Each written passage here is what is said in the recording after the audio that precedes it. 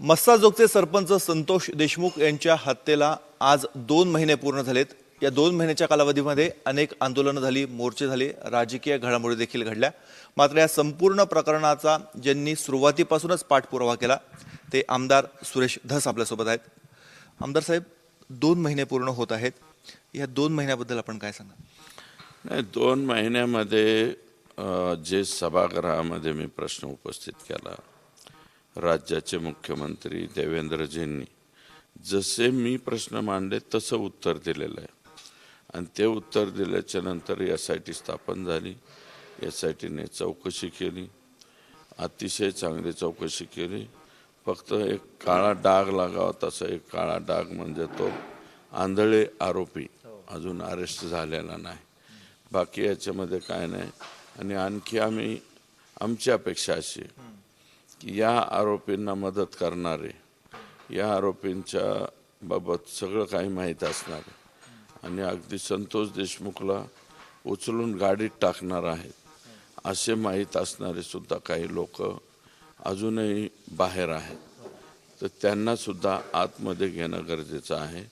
यांच्यावरती मोका लावा म्हणलं, मोका लागलेला आहे, प्रिलिमिनरी मोका लागलेला, आता फायनल मोक्याचे डॉक्युमेंट जाते, मोका सुद्धा यांना लागलेला आहे।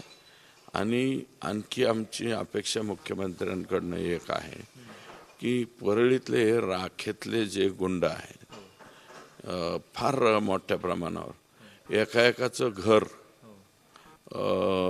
म्हणजे राज्यपाल महोदय नाहीत का आपले, राज्यपाल महोदयांच्या बंगल्याला सुद्धा लाजवील असे काही जणांचे बंगले आहेत। माझं म्हणणं आहे, काल परवा इकडं कुठंतरी इन्कम टॅक्सच्या धाडी पडलेल्या, इन्कम टॅक्सच्या धाडी टाकायच्याच असतील तर राज्यपालांच्या घरा एवढाले ज्यांचे घरं आहेत परळीत, म्हणजे हे फ्लाय ॲश माफिया, या माफियांच्या घरी रेड पडल्या पाहिजेत, यांच्याकडनं प्राप्त करून घेतलं पाहिजे काहीतरी धन मोठ्या प्रमाणावर। कारण लाखो कोटी रुपयेचा महसूल हा महापारेषणचा सुद्धा त्या ठिकाणी बुडवलेला आहे। पण ही घरं एकदम तर होत नाही, मग आजपर्यंत त्यांना कोणी थांबवलंच नाही, त्यांना पाठबळ कोणाचं? पाठबळ कोणाचं तुम्ही ओळखून घ्यायचं। 2012 पासून हा नंगा नाच त्या ठिकाणी चाललेला आहे। माणसं मारायची, मिटवामिटवी करायची, खलास करायची, जीवन माणसं मेली किती, याचं लिमिट आहे का? तुम्ही संतोषबद्दल विचारताय, 15 महिने 15.5 महिने झाले ना, 16 महिने झालं, महादेव मुंडेचे आरोपी अजून सापडत नाही। महादेव मुंडे तिथला अक्षरशः भोसकून मारला आणि तहसीलच्या पुढं आणून टाकला, त्याचं सुद्धा हे नाही। आणि अशा चुकीच्या लोकांना सपोर्ट करणारे मध्ये माणसं असली, पॉलिटिशियन असले तर काय होणार?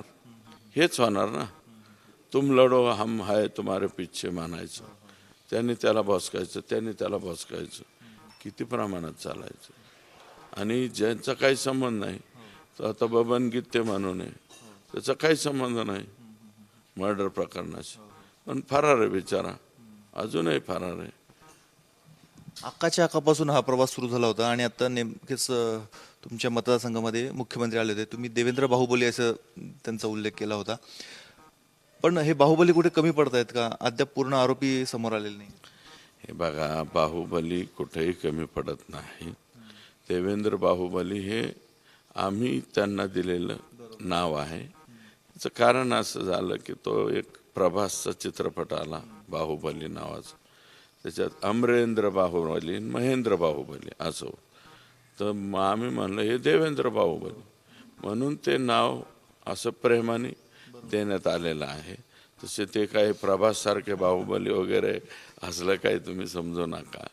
परंतु सगळ्यांनी, आणि मी एकदा म्हणलं तर आमचे कार्यकर्ते हे ते म्हणले, अरे हे नाव बरं आहे देवेंद्र बाहुबली, आणि म्हणून ते बाहुबली, आणि ते खरोखरच बाहुबली आहे, ते बुद्धीने बाहुबली आहेत, सगळ्याच बाबतीत चाणाक्ष आहेत, आणि सहन करण्याला बी बाहुबलीच आहे ना। देवेंद्र फडणवीस एवढी टीका कोणी सहन केली असती? अपमान किती सहन करायचा त्या माणसाने? मागच्या 5 वर्षापूर्वी 2019ला भरलं ताट मांडलेलं होतं CM पदात, ते ताटच उचलून नेलं तरी ते काय बोलले का? शांतच राहिले. पण गृहविभाग त्यांच्याकडे आहे आणि कृष्ण आंधळेसारखा आरोपी आहे, तो आज फरार आहे. त्याचं कारण असं आहे, मी पोलिसला विचारलं, त्या पोराबद्दल माहिती बी बरीच घेतली. तो जो पोरगा आहे त्याला कुटुंबाबद्दल काही प्रेम नाही. एक 5-7 पत्र्याचं घर आहे आणि आई वडिलांशी त्याचं फारसं काही नातं, म्हणजे काही जण असे असतात ना, जगात कोणाचंच काही घेणं देणं, आपणा तसं ते एखाद्या वेळेस राज्याच्या पलीकडे सरकलं असेल, आणखी पलीकडं एवढंच आहे. पण त्याचा रोल वगैरे सगळं काही फिक्स झालं असेल, तो सापडेल. जाऊन कुठं जाणार आहे? ते पोलीसच्या हातून तुम्हाला सांगतो कोणीही वाचू शकत नाही. किती दिवस तपासाबद्दल तुम्ही पूर्णपणे समाधानी आहात? 100% समाधानी आहोत. जे बसवराज तेली साहेब आणि त्यांची जी टीम आहे, अतिशय व्यवस्थितरित्या तपास करतायत आणि बरोबर चान्सेस ठेवतायत की पहिल्यांदा डायरेक्ट MCR माग, पुन्हा आवश्यकता पडली की PCR मागून, असं सुदर्शन घोले आणि चाटे हे सगळ्यांच्या बाबतीमध्ये घडलंय. त्याच्यामुळं पोलीस तपास जे CIDची जी SIT आहे, त्या SIT वरती आमचा पूर्णपणे भरोसा आहे. धनंजय मुंडेंच्या राजीनाम्याची मागणी आपण करत आहात, अद्याप राजीनामा झालेला नाही. मी कुठं केली त्याच्या राजीनाम्याची? तुमचे सर्वच सहकारी आहेत. त्यांच्या पक्षाचे आमदार करतायत, मोर्चेकरी करतायत, सगळे लोक जे या क्षेत्रामध्ये आहे ते सगळेचे सगळे लोक राजीनाम्याची मागणी हे करतायत. आता त्यांचा राजीनामा घ्यायचा का नाही हे अजितदादा, प्रफुल्ल पटेल, सुनील तटकरे साहेब यांच्या हातात आहे. ते आमच्या कोणाच्या हातात? भाजपच्या थोडेच हातात. तुम्हाला आवश्यकता वाटते का त्यांनी राजीनामा द्यावा? मी म्हणत नाही, बाकीचे म्हणतात. मग ज्यांना थोडीशी वाटते त्यांनी, माझं म्हणणं आहे की 1 वर्षभर तरी बाजूला राहा, पण त्या पदावरून बाजूला राहा. कारण तुमच्या पदावर राहण्यामुळं या केसच्या तपासावरती परिणाम होणार आहे. असा कसा परिणाम होऊ शकतो? म्हणजे एकीकडे कणखर गृहमंत्री असताना धनंजय मुंडे सारख्या व्यक्तीकडनं काय तपासावर परिणाम? डायरेक्ट नाही करणार, इनडायरेक्ट परिणाम करणार. याला समजून सांगा, त्याला समजून सांगा. त्यांच्याकडे ती कला चांगली अवगत आहे. त्या कलेचा जे वापर करतात ते वापर करू नयेत म्हणून त्यांनी 1 वर्ष बाजूला राहावं. अंजली दमानिया जे म्हणतायत त्यात काही तथ्य आहे. येस. म्हणजे काय तथ्य वाटतं आपल्याला? कारण त्यांनी काही गंभीर आरोप देखील केले. कुणावर? मुंडे यांवर. अंजली दमानिया ताईंनी काय हे केलं, आरोप केले, हे मी काय पाहिलेले नाही. परंतु मला जे अजून काही आरोप करायचे ना त्यांच्यावर, माझ्याकडे त्यांचं बरंच दप्तर आहे. ते उद्या परवा खोललं मी. काय नेमकं आपल्याला काय? नाही, आता कशाला सांगू मी? थोडासा सस्पेन्स राहू द्या ना, उद्या परवा करू. परंतु काय, बाकीच्या आम्ही आरोपाचा धुराळा उडवत नाही. आमचा फोकस संतोष देशमुखच्या खुन्यांना सगळ्यांना फाशीची शिक्षा झाली पाहिजे. हे फास्ट ट्रॅक कोर्टात हे प्रकरण चाललं पाहिजे आणि एक धाक बसला पाहिजे समाजाच्या इतर गुन्हेगारांना. नको रे बाबा, असलं काही केलं तर आपल्याला वरती जावं लागते, फाशी मिळते. म्हणून मग त्यांनी पटकन ही असली हिंमत पुढच्या कुठल्याही आरोपींनी करता कामा नये. आज उघड्यावर ते कुटुंब पडले. त्याचा भाऊ धनंजय, त्यांच्या सौभाग्यवती 12वीची मुलगी, एकदम बारका मुलगा. ते पोरलेकरं बाळांच्या डोळ्यात पाणी आल्यावर तुम्हाला वाईट नाही का वाटत? किती बेकार अवस्था आहे ती. धनंजय मुंडेंचं म्हणणं आहे की माझ्या विरोधात राजकीय षडयंत्र चालू आहे, मला बदनाम करण्याचा कट हा चालू आहे. कोणाला सवड आहे षडयंत्र करायची? अरे स्वतःच तुम्ही हे असले कशाला पोचले? आम्ही पोचले काय? तुम्हीच म्हणत होते ना आका आमचे फार जवळचे. आका कालपर्यंत जवळ होता ना आज कसा लांब झाला? लांब होऊ शकत नाही. आका आणि ते दोन्ही एकाच नाण्याच्या दोन बाजू आहे. फक्त आता ते फोन बिन मध्ये सापडले नसतील, नाहीतर हे कोणाच्या बळावर झालेलं आहे? कोणाच्या आशीर्वादावर झालंय? पण तुम्ही त्याच्यात किमान खंडणीत सामील आहात का नाही हे बाहेर सांगा ना लोकांना. स्वतः धनंजय मुंडे. हो, तर मी आरोप केलेला आहे ना, अमुक अमुक तारखेला खंडणी मागायला त्या कंपनीचे लोक यांच्या सातपुडा बांगल्यावरती गेलेले आहेत. आरोप केलेला आहे, त्याचं खंडन करावं त्यांनी. धनंजय देशमुखांचं म्हणणं होतं की काही मोबाईल मधले पुरावे देखील मिळत आहेत.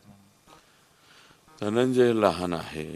माझे धनंजयला मी सांगत असतो की केस स्पॉईल होईल असे काही स्टेटमेंट तुम्ही करत जाऊ नका. सापडतील, हे पण सापडतील. धनंजय मुंडेंवर आरोप करत असताना पंकजा मुंडेंबाबत आपलं काय मत आहे? ते ह्या प्रकरणात त्यांचा काय संबंध? बीडच्या लोकप्रतिनिधी म्हणून आपण कसं बघतो? नाही, पंकजा मुंडेंचा या गोष्टीमध्ये काही संबंध नाही आहे. त्याच्यामुळे त्यांचं कशाला नाव घ्यायचं? त्यांचं आणि आमचं राजकीय भांडण आहे, ते वेगळ्या फ्लोअरवर ते भांडू. त्यात काय कुठं मागं पुढं सरकणार नाही आम्ही. ते शासकीय कार्यक्रम होता काल परवा आमच्या इथं आलते, आम्ही मानापानाने त्यांचा सत्कार केला. शासकीय कार्यक्रम सोडून आम्ही त्यांचा सत्कार करणार नाही. काय नाही. तो आमचा पार्टी अंतर्गत विषय, तो नंतर पाहू. पण धनंजय मुंडेंनी पोचलेली जी गिधाडं आहेत, या गिधाडांनी जे आमचा माणूस मारला इतक्या बेकार पद्धतीने, संतोष मारला. तुम्हाला सांगतो आता ते बापू आंधळेचं प्रकरण झालं, ते म्हणजे महादेव मुंडेचं झालं, संगीत दिगोळेचं झालं, किशोर फडचं झालं. एक यादी द्यावं लागेल. तुमच्या ब्लॉकवर यादी टाकली ना, ब्लॉकच पुरणार नाही. इतके मर्डर झाले त्या परळीमध्ये. मग परळीतच का मर्डर होतात? परळीचेच लोक व्यापारी गाव सोडून दुसऱ्या गावाला निघून जातात. घरदार धन दौलत सगळं सोडून ते तिथून निघून जातात. का निघून जातात? तुम्ही लोकप्रतिनिधी आहेत ना, ते कधीतरी जा ना त्या परळी गावात. कुणी बॉडीगार्ड नाही, काय नाही. आपलं एकटं जावं. आम्ही तर एकटंच हिंडत असतो आमच्या मतदारसंघ. आम्हाला गरज नाही पडत कोणाची.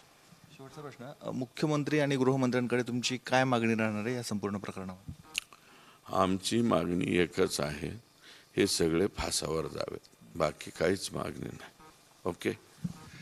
हे आहेत आमदार सुरेश धस. त्यांचं म्हणणं आहे की या संपूर्ण प्रकरणाची सखोल चौकशी झाली पाहिजे. यातले जे दोषी आहेत